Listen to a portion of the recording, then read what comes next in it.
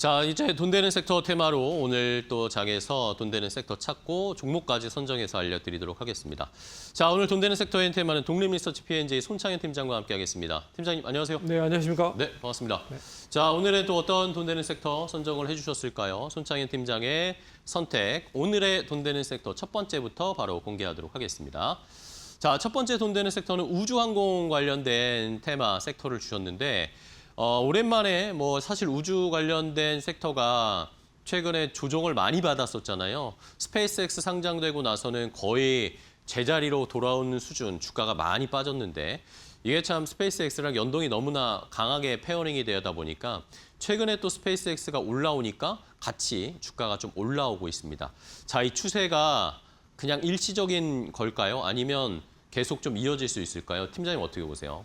네, 어느 정도는 이어질 수 있다라고 좀 보고 있습니다. 스페이스X가 이제 지난주 금요일이죠. 급등을 하다 보니까 네. 전반적으로 우리나라 시장에 우주항공 관련된 종목도 상승을 하는 모습을 보였습니다. 스페이스X가 상승을 했었던 주된 배경을 보면 매출이 엄청나게 많이 증가를 했다. 그래서 전년 대비해 봤을 때 매출이 90%가 넘는 매출을 기록을 했습니다. 그런 점. 하지만 영업이익도 그만큼의 상승으로 좀 전개가 되면 당연히 좋을 거라고 생각을 했는데 그래도 손실을 상당폭 많이 줄였다라는 점에서 의미를 좀 찾을 수 있다라고 볼 수 있을 것 같고요. 그리고 가장 크게 최근에 이슈가 됐었던 거는 이제 보호예수 물량이 좀 풀렸습니다. 네. 8월 6일 날 9억만 주 정도의 보호예수 물량이 풀리면서 그러면 단기적으로 이 물량이 시장에 좀 융통이 되면서 단기적으로 많이 하락을 할 가능성이 높지 않겠느냐라는 부분이 잠재되면서 하락을 했는데요. 이 부분을 어느 정도 이제 뛰어넘었다라고 볼 수가 있을 것 같고 해소가 됐다라고 볼 수가 있습니다. 하지만 8월 12일 날 역시 3억 1,900만 주가 2차 물량 해제가 있고요. 그리고 이제 12월 8일 전후로 40%가 계속 유통이 되기 때문에 올라갈 때마다도 역시 보호예수가 풀리다라고 하는 거는 좀 계속 관심을 가지셔야 될 것 같다. 그리고 내년 6월까지 이제 머스크에 대한 이제 보호예수까지 풀리면 60%가 보호예수가 풀린다라고 볼 수가 있어서 내년 6월까지 이 관련된 일정을 계속 보시면서 이 스페이스X에 대한 보호예수 물량을 좀 확인을 해봐야 될 것 같고요.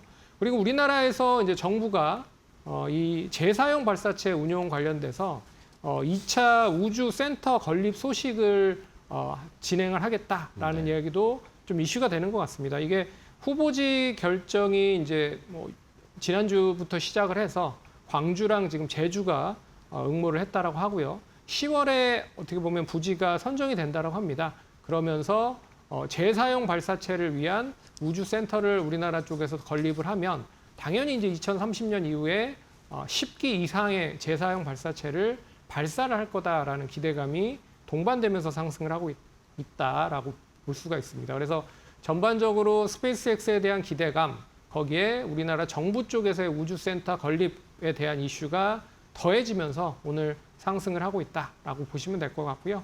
이미 단기적으로 많이 이제 조정이 많이 나왔다라는 점을 감안해 보면 추가적인 상승이 기술적 반등으로 이어지고 있지만 2분기 실적을 기점으로 해서 종목별 차별화가 실적에 대해서 나올 가능성이 높다라고 좀 보고 있어서 이 실적 차별화에 대한 흐름에서 어떤 종목을 매수하는지를 좀 잘 눈여겨보셔야 될 필요가 있어서 오늘 우주항공 관련된 종목을 가져왔다라고 보시면 될 것 같습니다. 네, 알겠습니다. 자, 우주항공 섹터가 이렇게 스페이스X가 상승하면서 같이 다시 올라오고 있습니다. 어쨌든 조금 더 추세적으로 상승이 가능할 것 같다라는 의견을 팀장님은 주셨는데요. 자, 그러면 종목들을 같이 체크를 해봐야 되겠죠. 오랜만에 우주 관련된 종목들 어떤 거 볼까요? 역시 이제 실적이 좀 뒷받침이 되는 쪽을 보고 있다. 그래서 첫 번째 종목은 인텔리안테크라고 하는 회사입니다. 인텔리안테크는 저궤도 위성 안테나를 주로 만드는 기업이라고 보시면 될 것 같아요. 어떻게 보면 해상 쪽, 항공 쪽에 주로 관련된 이 안테나가 공급이 되기 때문에 기대감이 좀 있다라고 보시면 될 것 같고요. 우리나라에 이제 스타링크 이제 어떻게 보면 스페이스X의 스타링크가 우리나라에 본격적으로 진출하는 데 있어서 이제 가장 크게 수혜가 될 수 있는 부분이 위성 통신망 관련된 부분에 따른 장비 쪽 부분입니다. 그래서 네. 이 장비 쪽 부분도 동사가 어느 정도 수주를 받을 가능성이 높다라고 보고 있어서 관심 있게 보시면 좋을 것 같고요. 실적 역시나 이제 턴어라운드를 하면서 본격적인 성장이 올해 좀 가능하다라고 보고 있어서 관심 있게 보시면 좋을 것 같고요. 두 번째 종목은 이제 스페이스X와의 연계성이 이어지고 있는 HVM입니다.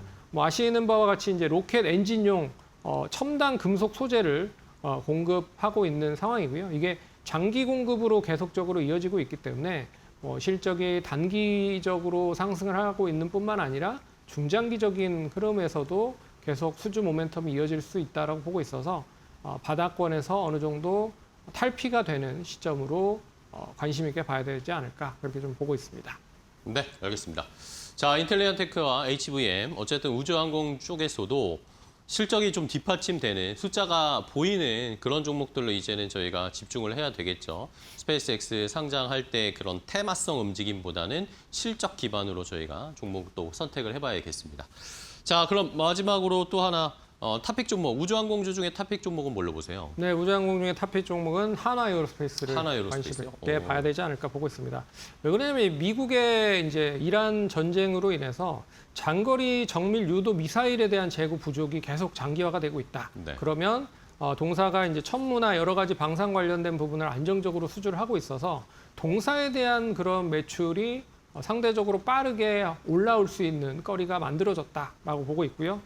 역시 이제 KAI 한국 항공우주에 대한 지분을 계속적으로 매입을 하고 있는 상태이기 때문에 어떻게 보면 내년에 인수합병을 진행을 하기 위한 먼저적인 선제적인 조건이 되고 있는 게 아닌가라고 생각을 해볼 수가 있어서 역시 좀 그 부분에 있어서의 시너지도 동사가 고스란히 받을 가능성이 높다라는 점도 눈여겨봐야 될 것 같고요. 그리고 동사 입장에서도 이제 독자 발사체 개발을 위해서 23조 정도 이제 이 한화 그룹 자체 내에서도 투자를 진행을 하려고 준비를 하고 있다라는 점은 단기보다는 중장기적인 부분에서 우주항공에 그만큼 투자를 더 가열차게 할 것이다라는 부분으로 해석을 할 수가 있기 때문에 추가적인 상승, 방산에서의 대한 안정적인 실적과 우주항공에 대한 이 성장 모멘텀까지 이어진다라고 하면 다 단기 흐름에서 조금 부각을 받을 가능성이 높지 않겠느냐라고 보고 있습니다. 그래서 오늘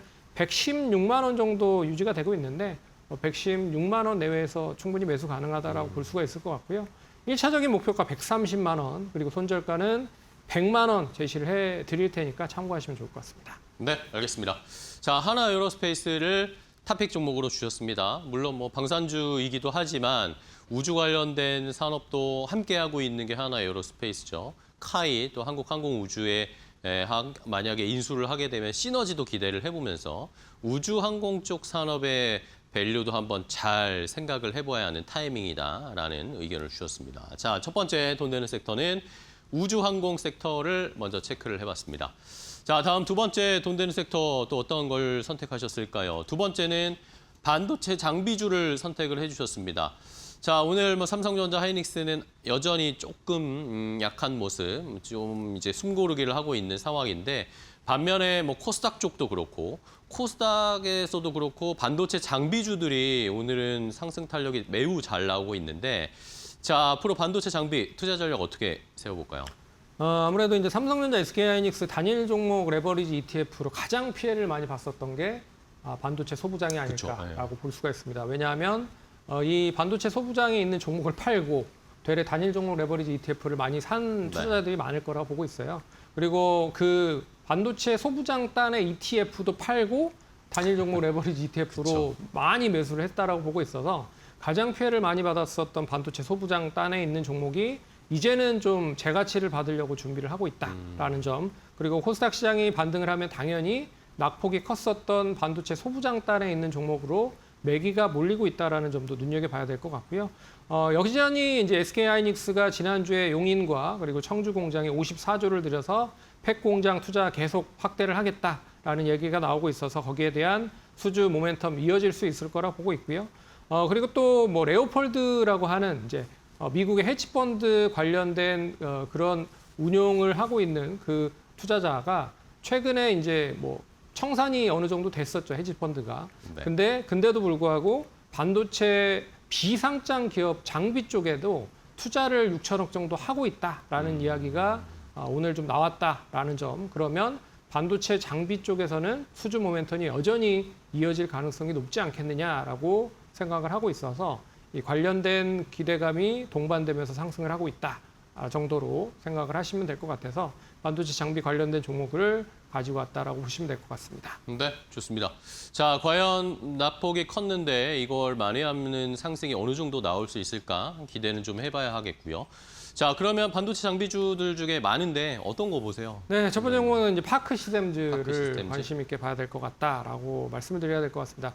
동산 이제 글로벌 원자 현미경 MS 마켓쉐어 1위를 기록을 하고 있는 상황이고요.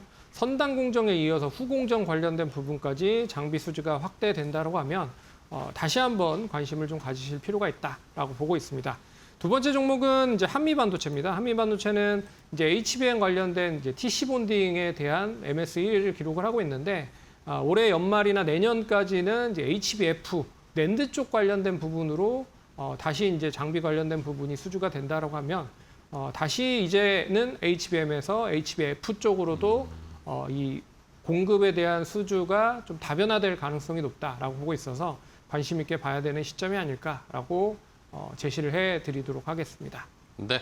자, 한미반도체와 파크 시스템즈 함께 체크를 해봤고요. 그렇다면은 장비단에서 네. 장비주 중에서 탑픽 종목으로는 뭘 보실까요, 팀장님? 네, DI를 좀 관심 있게 봐야 DI? 된다. 네, 동사는 이제 아시는 바와 같이 HBM용 관련된 웨이퍼 테스터를 전문적으로 만드는 장비 업체입니다. 근데 최근에 SK 하이닉스향 관련된 HBM4용의 웨이퍼 테스트 장비를 공급을 한 이력이 없지 않아 있고요. 그리고 2분기 때 삼성전자 쪽에도 수주를 많이 받았습니다. 근데 이게 3분기에 본격적으로 수주가 된다고 하면 안정적인 수주에 대한 모멘텀이 실적으로까지 연계가 되면서 2분기 때 이어서 3분기까지도 실적 성장세가 본격화될 가능성이 높다라는 점에서 DI 관심 있게 보시면 좋을 것 같고요.